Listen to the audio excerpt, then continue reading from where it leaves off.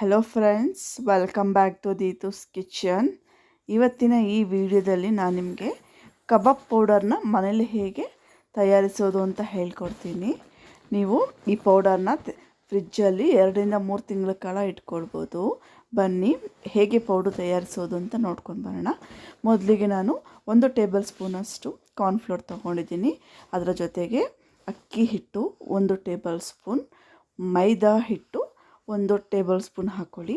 ಇದರ ಜೊತೆಗೆ ನಾನು ಬ್ಯಾಡಿಗೆ ಮೆಣಸಿನ್ಕಾಯಿ 1.5 ಟೇಬಲ್ ಸ್ಪೂನಷ್ಟು ಹಾಕ್ಕೊಂಡಿದ್ದೀನಿ. ಇದು ಸ್ವಲ್ಪ ಕಲರ್ ಕೂಡ ಬರುತ್ತೆ. ಇದಕ್ಕೆ 1 ಟೇಬಲ್ ಸ್ಪೂನಷ್ಟು ಧನಿಯಾ ಪೌಡರ್ ಹಾಕ್ಕೊಂಡಿದ್ದೀನಿ. ಗರಂ ಮಸಾಲ 1/4 ಟೇಬಲ್ ಸ್ಪೂನಷ್ಟು ಸಾಕಾಗುತ್ತೆ. ಇದರೊಟ್ಟಿಗೆ ನಾನು 1/4 ಟೇಬಲ್ ಸ್ಪೂನಷ್ಟು ಸ್ವಲ್ಪ ಪೆಪ್ಪರ್ ಪೌಡರ್ ತೊಗೊಂಡಿದ್ದೀನಿ. ಇದರ ಜೊತೆಗೆ 1/4 ಟೇಬಲ್ ಸ್ಪೂನಷ್ಟು ಜೀರಾ ಪೌಡರ್ ಮತ್ತು 1/4 ಟೇಬಲ್ ಸ್ಪೂನಷ್ಟು ಅರಿಶಿನ ತೊಗೊಂಡಿದ್ದೀನಿ. ಮತ್ತು ಕೊನೆಯಲ್ಲಿ ನಾನು ಸ್ವಲ್ಪ ಸಾಲ್ಟ್ ಹಾಕ್ಕೊಳ್ತಾ ಇದ್ದೀನಿ, 1/2 ಟೇಬಲ್ ಸ್ಪೂನಷ್ಟು. ಇದು ನೋಡ್ಕೊಳ್ಳಿ, ಜಾಸ್ತಿ ಏನು ಹಾಕೋಕ್ಕೆ ಹೋಗ್ಬಿಡಿ. ಸಾಲ್ಟು 1/2 ಟೇಬಲ್ ಸ್ಪೂನ್ ಇಷ್ಟು ಹಾಕ್ಕೊಳ್ಳಿ ಮಸಾಲೆ. ಇದನ್ನು ಚೆನ್ನಾಗಿ ಮಿಕ್ಸ್ ಮಾಡ್ಕೋಬೇಕಾಗತ್ತೆ. ನೋಡಿ, ನೋಡ್ತಾ ಇರ್ಬೋದು ನೀವು. ಈ ಚಾನಲ್ನ ನೀವೇನಾದರೂ ಫಸ್ಟ್ ಟೈಮ್ ವಾಚ್ ಮಾಡ್ತಿದ್ರೆ ದಯವಿಟ್ಟು ಸಬ್ಸ್ಕ್ರೈಬ್ ಮಾಡ್ಕೊಳ್ಳಿ. ಈ ಥರ ಎಷ್ಟೋ ವೀಡಿಯೋಸ್ ನಾನು ಅಪ್ಲೋಡ್ ಮಾಡಿದ್ದೀನಿ, ನೀವು ನೋಡ್ಬೋದು. ನೋಡಿ, ಇದು ಚೆನ್ನಾಗಿ ಮಿಕ್ಸ್ ಮಾಡ್ಕೊಳ್ಳಿ. ಇಷ್ಟಾದರೆ ಸಾಕು. ಈಗ ನಾನು ಇದಕ್ಕೆ 1 ಮೊಟ್ಟೆ ಹಾಕ್ಕೊಳ್ತಾ ಇದ್ದೀನಿ. ಕೆಲವರು ಬರೀ ಎಗ್ ವೈಟ್ ಮಾತ್ರ ಹಾಕ್ಕೊಳ್ತಾರೆ. ನೀವು ಹೋಲ್ ಮೊಟ್ಟೆ ಹಾಕ್ಕೊಳ್ಬೋದು, ಪ್ರಾಬ್ಲಮ್ ಇಲ್ಲ. ಚೆನ್ನಾಗಿ ಮಿಕ್ಸ್ ಮಾಡಿಕೊಂಡು ಇದಕ್ಕೆ 1 ಟೇಬಲ್ ಸ್ಪೂನಷ್ಟು ಶುಂಠಿ ಬೆಳ್ಳುಳ್ಳಿ ಪೇಸ್ಟ್ ಹಾಕ್ಕೊಳ್ಳೋಣ.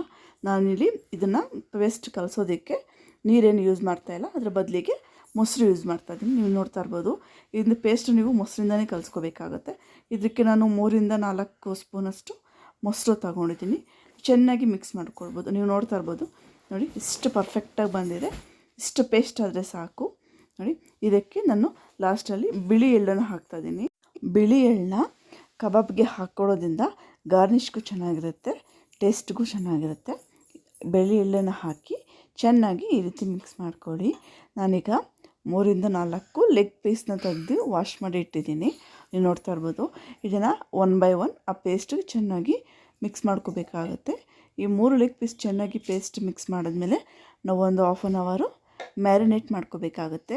ಅದು ಚಿಕನ್ ಸ್ವಲ್ಪ ಮಸಾಲೆ ಚೆನ್ನಾಗಿ ಹಿಡಿಯುತ್ತೆ. ಒಂದು 1/2 ಅವರಲ್ಲಿ ಇದನ್ನು ನಾನು 1/2 ಅವರ್ ಫ್ರಿಜ್ಜಲ್ಲಿ ಇಟ್ಟು ಬರ್ತೀನಿ.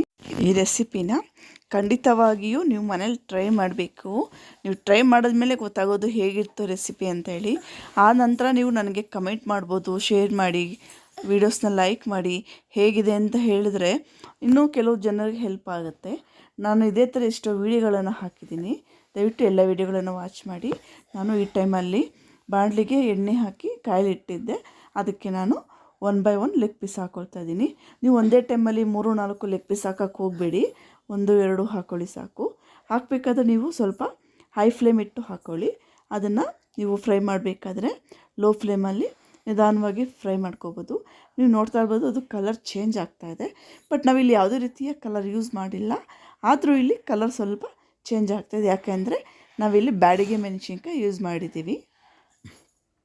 ನೀವು ನೋಡ್ತಾ ಇರ್ಬೋದು ಎಷ್ಟು ಚೆನ್ನಾಗಿ ಬಂದಿದೆ ಅಂಥೇಳಿ. ಅಷ್ಟೇ ರುಚಿಯಾಗಿರುತ್ತೆ. ಅಂಗಡಿ ಪೌಡರ್ಗೂ ಈ ಪೌಡ್ರಿಗೂ ಏನೂ ವ್ಯತ್ಯಾಸನೇ ಇಲ್ಲ. ಬಟ್ ಅವರು ಸ್ವಲ್ಪ ಅಲ್ಲಿ ಕಲರು ಮತ್ತು ಟೇಸ್ಟಿಂಗ್ ಪೌಡ್ರ್ ಯೂಸ್ ಮಾಡ್ತಾರೆ. ಇರೋ ಮಸಾಲೆಗಳನ್ನು ಯೂಸ್ ಮಾಡಿಕೊಂಡು ನೀವು ಮನೇಲಿ ಕಬಾಬ್ ಪೌಡ್ರ್ ಮಾಡಿಕೊಂಡು ಈ ರೀತಿ ಮಾಡ್ಕೊಂಡು ತಿಂದರೆ ಆರೋಗ್ಯಕ್ಕೆ ಒಳ್ಳೆಯದು, ತುಂಬಾ ಒಳ್ಳೆಯದು. ಇನ್ನೊಂದು, ಈ ಎಣ್ಣೆನ ನಾವು ಬೇಕಾದರೆ 4-5 ಸಾರಿ ಯೂಸ್ ಮಾಡಿದ್ರು ಏನೂ ತೊಂದರೆ ಇಲ್ಲ. ನೋಡಿ ಎಷ್ಟು ಚೆನ್ನಾಗಿ ಬಂದಿದೆ ಅಂದರೆ ಸೇಮ್ ಅಂಗಡಿ ಪೌಡ್ರ್ ಹಾಕಿದಾಗಲೂ ಇದೇ ಕಲರ್ ಬರುತ್ತೆ, ಆ ರೀತಿ ಇದೆ. ನಾವು ಎಳ್ಳು ಹಾಕಿರೋದ್ರಿಂದ ತುಂಬ ರುಚಿಯಾಗಿರುತ್ತೆ. ನಿಮಗೆ ಈ ಚಾನಲ್ನ ಎಲ್ಲ ವೀಡಿಯೋಸ್ನ ನೀವು ವಾಚ್ ಮಾಡಿ. ನಿಮ್ಮ ಫೇವ್ರೆಟ್ ರೆಸಿಪಿ ಯಾವುದು ಅಂತೇಳಿ ಕಮೆಂಟ್ ಮಾಡಿ. Thanks for watching. Please subscribe Deetu's kitchen. Thank you.